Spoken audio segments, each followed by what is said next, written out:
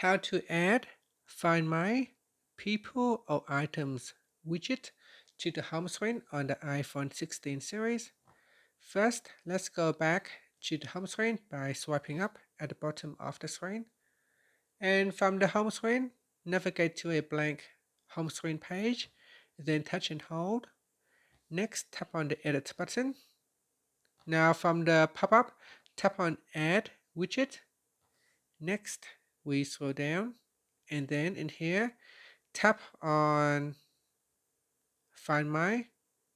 Next in here, we can swipe across and select a widget type. So we got the people widget and we got the items widget. So here I will select people and then tap on add widget, and this will be added to the home screen. Now you can tap on the widget to customize it. And here is a glance at the location of the people you care about the most. Not all devices and configurations are supported. So in here we tap on choose, and if there are contacts that is connected to your device or to your contact, then it will show in the list here. Because I do not have anyone connected, so my list is empty. And that's it. So here we can choose an item as well.